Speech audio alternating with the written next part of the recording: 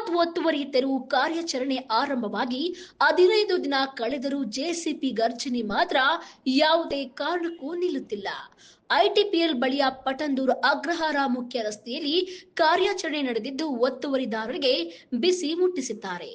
Supreme ಕೋರ್ಟಿನ ಆದೇಶ ಹಾಗೂ ಬೆಂಗಳೂರು ಅಭಿವೃದ್ಧಿ ಸಚಿವರ ನಿರ್ದೇಶನದಂತೆ ಜಿಬಿಎ ವ್ಯಾಪ್ತಿಯ ಎಲ್ಲಾ ವಲಯಗಳಲ್ಲಿ ಏಕಕಾಲದಲ್ಲಿ ಫುಟ್ಪಾತ್ ಒತ್ತುವರಿ ತೆರವು ಕಾರ್ಯಾಚರಣೆ ನಡೆಯುತ್ತಿದ್ದು, ಪ್ರಮುಖ ರಸ್ತೆಗಳಲ್ಲಿ ಫುಟ್ಪಾತ್ ಮೇಲಿನ ಅತಿಕ್ರಮಗಳನ್ನು ತೆರವುಗೊಳಿಸಲಾಗಿದೆ. ಕೆಲವು ಕಡೆ ಸಾರ್ವಜನಿಕರೇ ಸ್ವಯಂ ಪ್ರೇರಿತರಾಗಿ ಬಿಟ್ಟುಕೊಟ್ಟರೂ ಈ ಹಿಂದೆ ತೆರವುಗೊಳಿಸಿದ ಸ್ಥಳಗಳಲ್ಲಿ ಮತ್ತೆ ಅತಿಕ್ರಮಣ ಆಗದಂತೆ ನಿಗಾ ವಹಿಸಲು ಮಾರ್ಷಲ್ಗಳನ್ನು ನಿಯೋಜಿಸಲಾಗಿದೆ. ಫುಟ್ಪಾತ್ ಮೇಲೆ ಯಾವುದೇ ರೀತಿಯ ಒತ್ತುವರಿ ಮರುಕಳಿಸದಂತೆ ಅವರು ನಿರಂತರವಾಗಿ ಮೇಲ್ವಿಚಾರಣೆ ನಡೆಸಿದ್ದಾರೆ. ಪೆಟ್ಟಿ ಅಂಗಡಿಗಳು ಸೇರಿದಂತೆ ಫುಟ್ಪಾತ್ ಮೇಲಿರುವ ಎಲ್ಲಾ ರೀತಿಯ ಅತಿಕ್ರಮಗಳನ್ನು ತೆರವುಗೊಳಿಸಲಾಗ್ತಾ ಇದೆ.